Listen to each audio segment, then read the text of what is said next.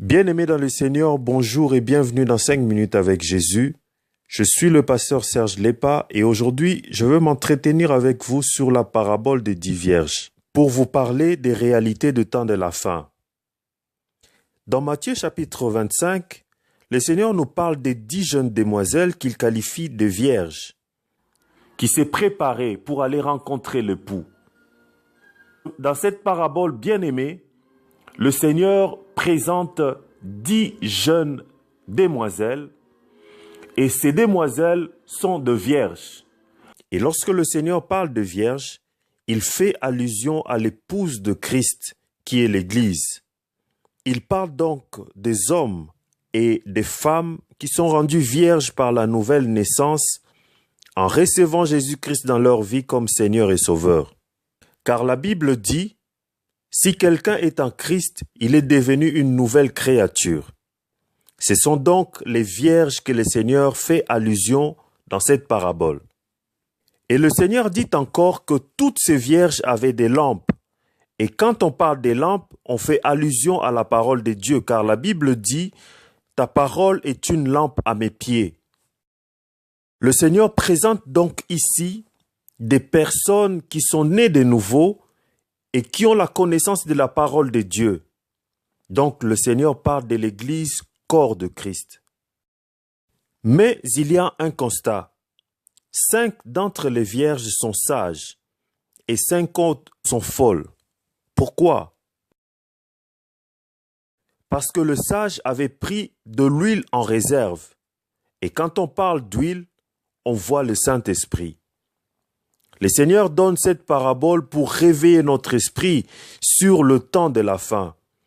Et le Seigneur est en train d'attirer notre attention sur la réalité de l'Église actuellement.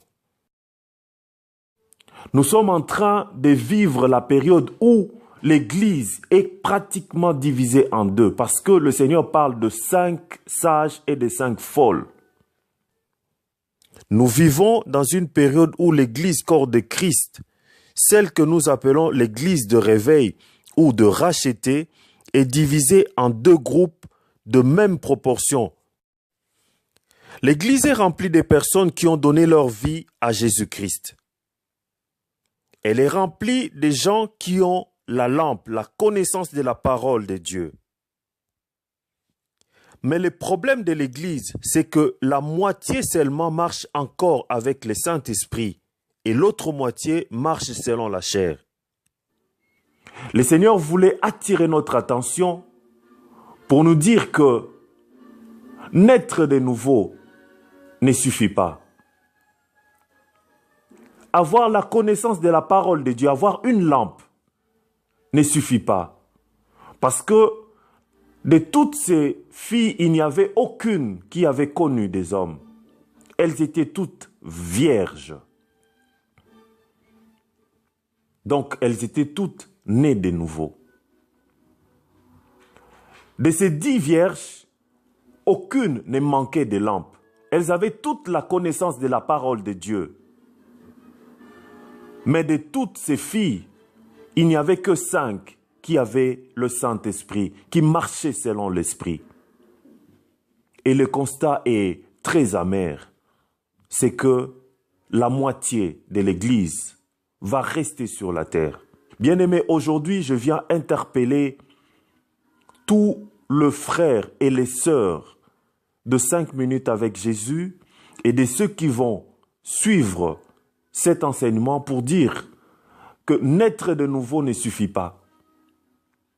Connaître la parole ne suffit pas. Il faut rajouter à la nouvelle naissance et à la parole la vie avec le Saint-Esprit. Que le Saint-Esprit soit le maître et le conducteur de notre vie, afin que nous puissions entrer aux noces de l'époux.